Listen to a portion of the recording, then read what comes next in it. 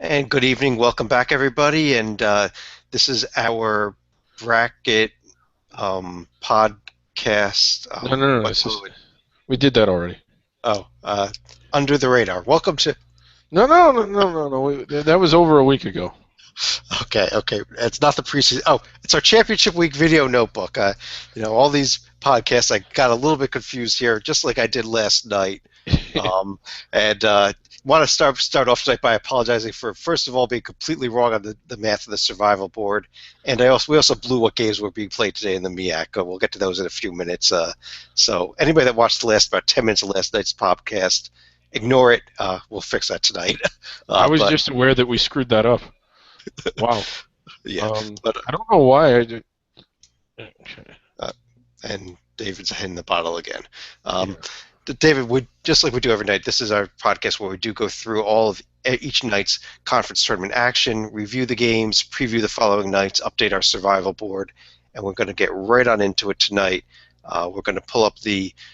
We had 3 automatic bids handed out, and we'll start in the Colonial, where William and Mary was going for their first ever NCAA tournament bid after being as one of the 5 teams that has been in the NCAA tournament in the NCAA Division One since 1948 when the divisions began, and they're still on the list. Yeah, second year in a row they made it to the championship game. I was actually kind of surprised. Northeastern, we've watched them all year. They have looked really good at times, but only sparingly. More often than not, they've been disappointing. But they had it in them to be really good, and man, were they really good tonight. I think it was more of a case of Northeastern playing really well than it was of William and Mary playing really poorly. Yeah, Northeastern, and the score was actually probably a bigger margin of victory than this. Northeastern pretty much was up the entire second half. William Mary tried to make a few runs, but really just couldn't do it. And so, I mean, Bill and Mary will be on to go get their automatic bid to the NIT. Their season's not over yet, but Yeah. Northeastern is on to the NCAA tournament. Right. And again, this Uh, was a great tournament, really, up until the championship game. The second half, man, just Northeastern opened it up. the game of the night, maybe especially among the 3 championship games, was in the Southern Conference, where the Cinderella story of Furman almost went all the way to the big dance. Last place team, number 10 seed, knocked off Citadel, Chattanooga, and Mercer, and had And their shots with Wofford. they did. They had a lead very late into the game. I don't remember the exact time, but I think with as little as a minute to go, it was either tied or Furman had the lead. This would have been redonkulous. They had 21 losses, more than anyone else.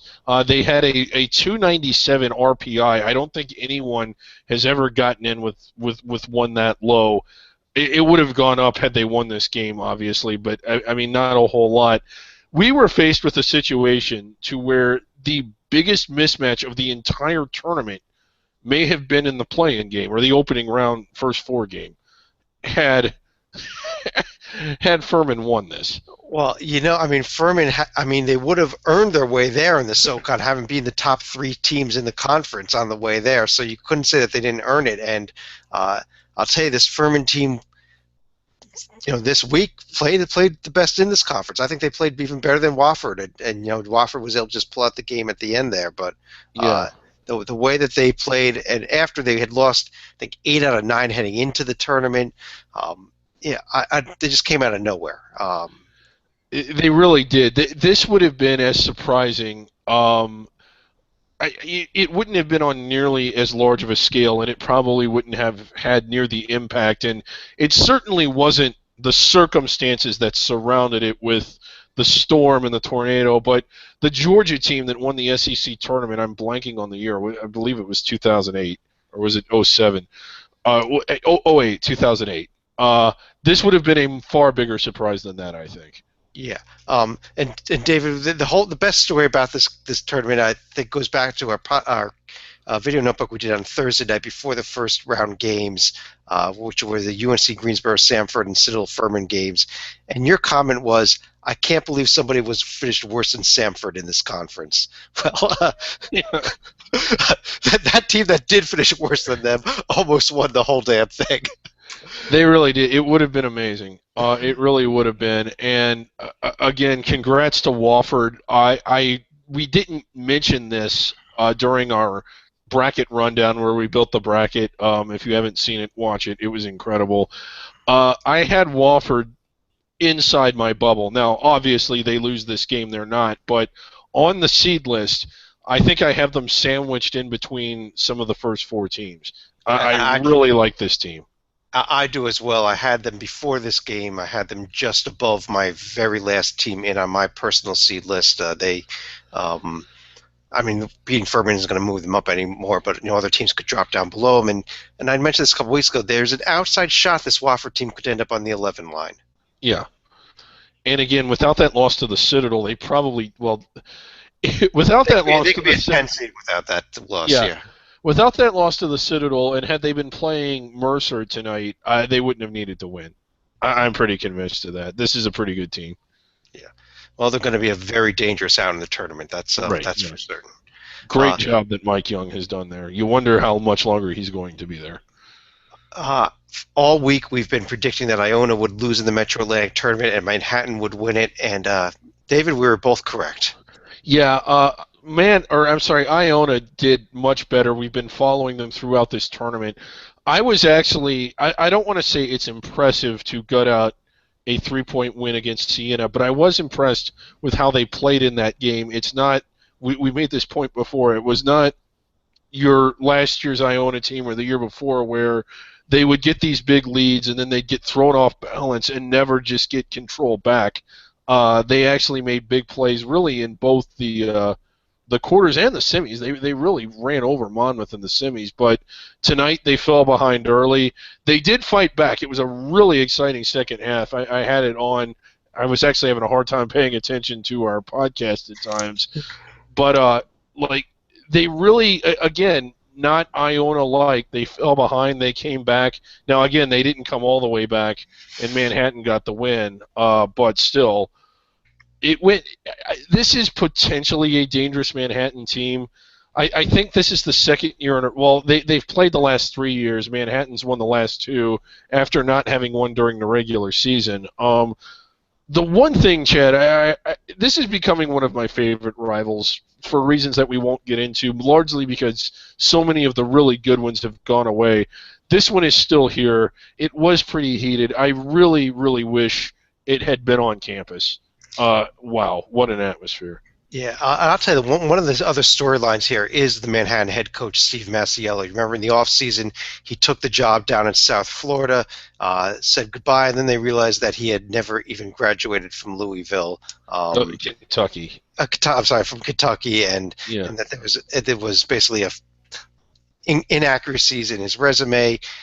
South Florida told him to get lost. Manhattan said, we'll take you back probationally. You have to go and complete your degree. He did that. And now he's back in the NCAA tournament again.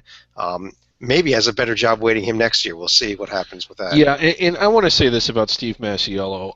That was really embarrassing for him. College basketball has a lot of people that are just egotistical, prima donna.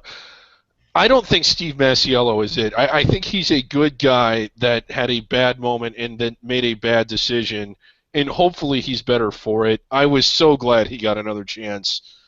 He shouldn't have done it. I'm not excusing it, but he's not. He's good people. He really is. I think he's a good guy, and I think he's a good coach. And I think that if he does ever get up to the higher level here, he's going to be a really good coach for a long time for somebody.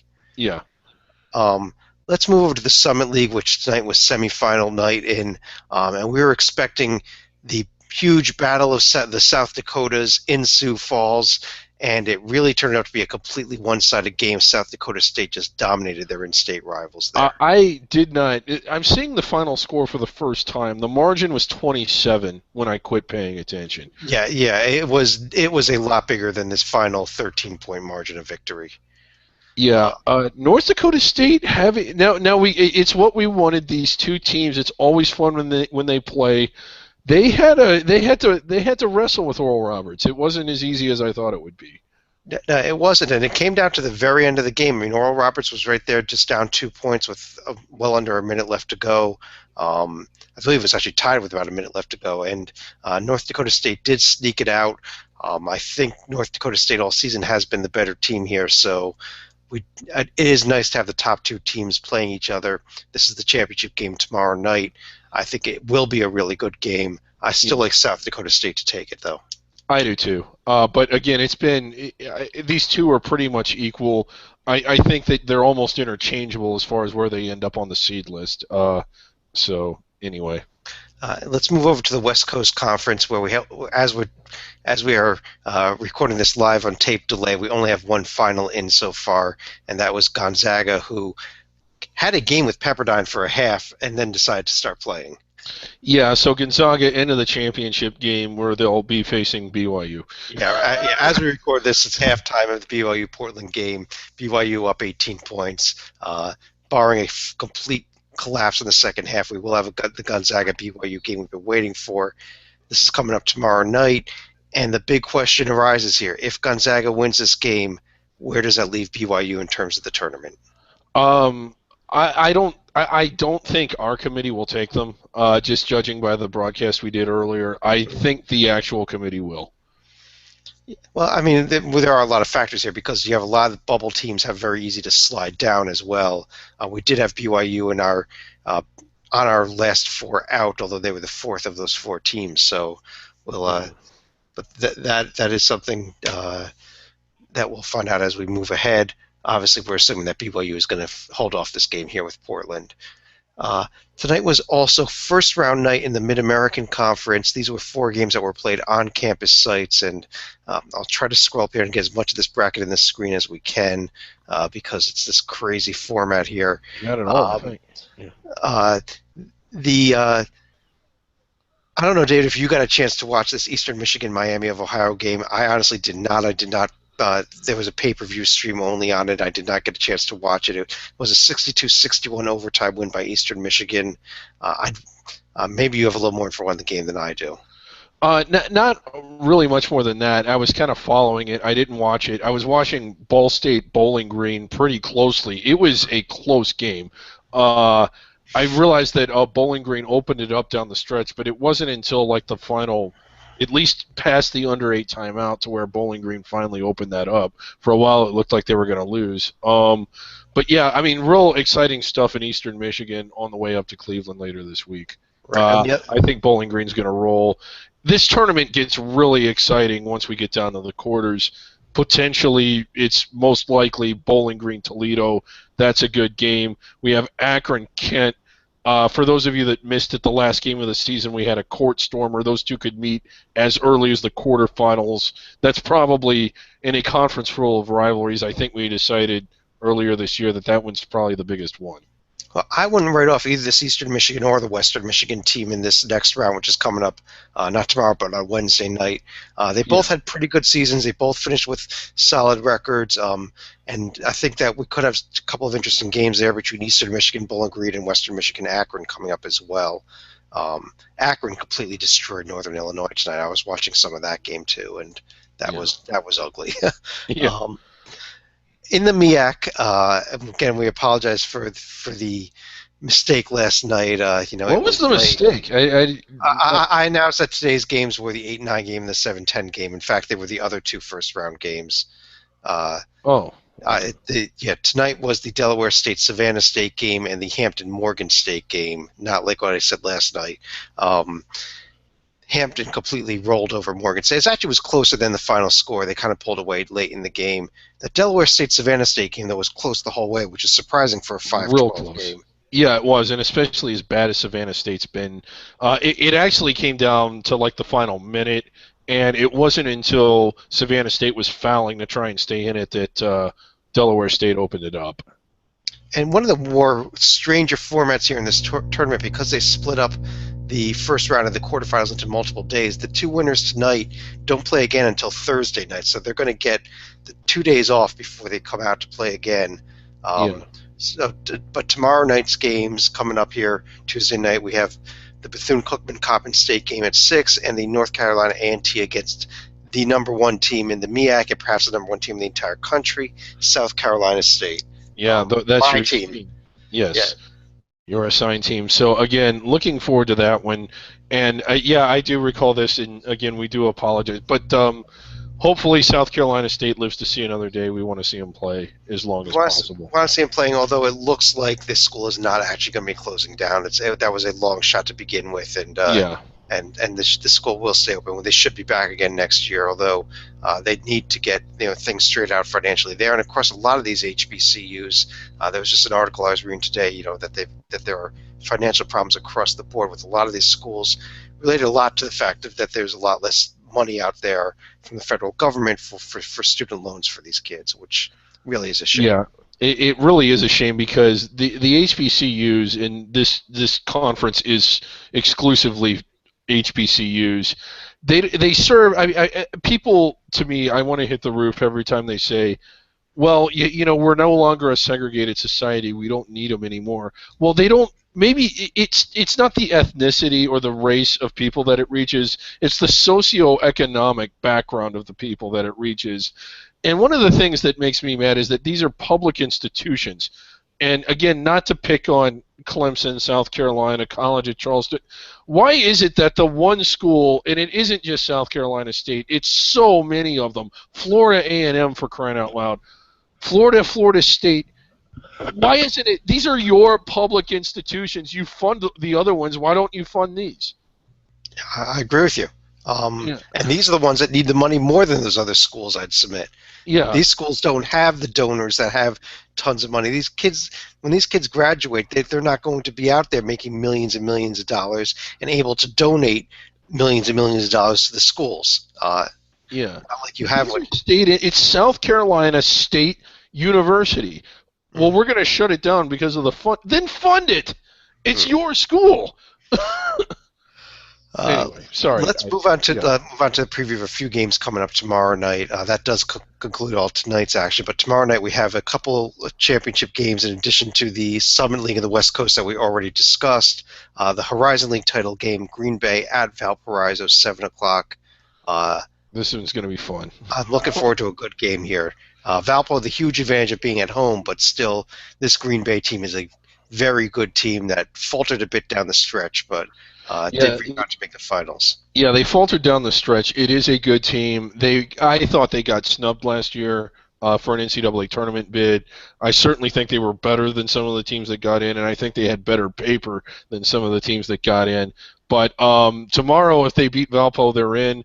I like this Valpo team, and again, we've been talking Murray State. Valpo is another team on the list of teams I think is better than Murray State, as evidenced by the fact that they absolutely thrashed Murray State earlier in the year. Yeah, there is that. I mean, that's a good factor, though. This Valpo team, much like Murray State, very weak non-conference strength of schedule, did not do themselves any favors. Right. Valpo needs to win to get in. I hope they do. I think they are the better team. I think that I don't know. I don't expect them to get out of the round of 64, but they could certainly make it interesting. Okay, I agree with you there. The other championship game, the fourth championship game we'll have tomorrow night, is the big one in the Northeast. William & Mary did not get off that list of 5 teams that have never been in, despite being in NCAA Division I since 1948.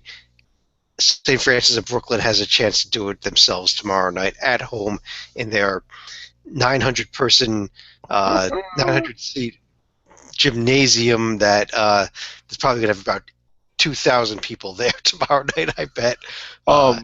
This should be an electric crowd tomorrow night. Yeah, we have been talking about this, I think, since January. And it really is this game that if St. Francis Brooklyn was able to get this game at home, it would just be a tremendous. It's going to be tremendous theater. The atmosphere is going to be very unique. We all loved what happened at North Florida earlier. I think this one's even going to be more intense. It is a cracker box where they play, and it is going to be rammed full. And you want to see if St. Francis Brooklyn wins this game, it might be the most incredible court storming you have ever seen.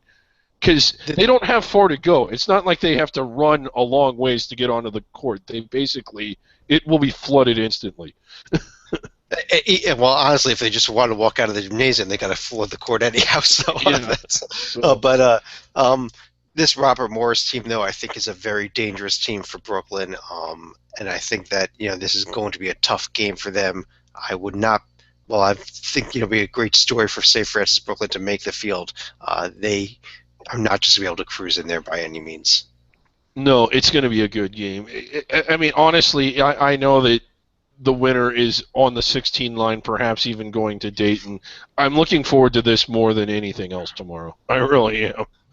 I agree with you there. A couple more games tomorrow night. We have the first of our major conferences actually kicking off tomorrow. These are pair of afternoon games if you want to take off work early. In fact, look at the size of this bracket. This is insane here. Somewhere down here in this mess that is the ACC bracket, there they are, kind of dead center there. Tomorrow's games, the 12-13 game at 1 o'clock between Boston College and Georgia Tech, and at 3:30 the Wake Forest Virginia Tech 11-14 game. Let's start with those, David. Do you think there's anything worth really watching here tomorrow afternoon? Boston College is not as atrocious as they've been the past couple of years. At times they've even maybe looked good, but really North Carolina should roll whoever wins that game. The other one is the winner of this Virginia Tech Wake game getting Miami. It's I don't know who it's going to be. It's probably going to be Wake. Virginia Tech is just weak, although they've improved as the year's gone on. Miami must win that game.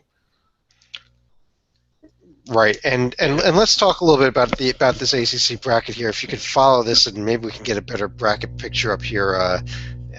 Maybe for tomorrow night in this bracket, just because this is so hard to follow here what you're looking at. But we've got that BC Georgia Tech winner plays Carolina, the Wake Forest Tech winner plays Miami. We see up top there NC State Pitt. Winner gets Duke. Clemson State winner gets Virginia. The winner of the Carolina game gets Louisville. The winner of the Miami game gets Notre Dame. Yeah, okay. I think that this bracket is really strange. I think that there are like about 15 others. Yeah. There's 15 other spots thrown in here too, so I'm not certain what. And Syracuse not participating. Otherwise, we would have 3 games tomorrow. Let's ask the ultimate question we ask when we start any new brackets, though. Who do you think wins this conference tournament? Duke. I think that. I mean, as much as I like Virginia, Duke just went in the Carolina, who's fairly formidable, and thrashed them. I almost think Duke is stronger on the road this year than they are at home. Wow. Yeah, and I'd agree with you about that. I think we have a real good shot at getting that Duke-Virginia round 2 in the championship game. I think that'll be a great game if it does happen. So I am looking forward to that in this conference. And again, this conference, from the second, I guess you would call it the round of 12. I don't know. Right. It's going to feature some really important games. Pitt is a team that is outside the bubble, but they don't need. I think Pitt can get inside the bubble without winning this tournament. But they need to. I mean, they obviously need to beat NC State and they need to beat Duke. Is that enough? As weak as the bubble's been. NC State, Duke, that'll put them into the semifinals. They might need to beat Notre Dame also and make it to the finals. If they do all that, I think I think they can get into the tournament without winning this one. They don't need the automatic. But I think just beating NC State will not be enough. NC State and Duke gets them seriously under consideration, though. Yeah. I agree with you because they're not that far out. They weren't in our first 4 out tonight, though. But there were a couple people that actually had them among their last 8 out, so they're going to be in the picture there. Yeah. One other game tomorrow night, and this is probably the most important game tomorrow night. First round game, the 8-9 game in the Southwestern Athletic Conference. Alcorn State and Grambling State, 9:30. The first game of the SWAC tournament. The bad news here is I just confirmed this today that the only televised game for the entire SWAC tournament will be the championship. There'll be no streaming, nothing. Very disappointed in the SWAC for not getting any type of digital streaming up on their website. Wait a minute. You're kidding, right? No, I'm not kidding. Wait, what? They've been streaming it in years past. I double checked. They actually did the same thing. They moved to Houston last year. They did not stream since they moved. I think it was out of Birmingham and over to Houston. They didn't do it last year. They're not doing it this year.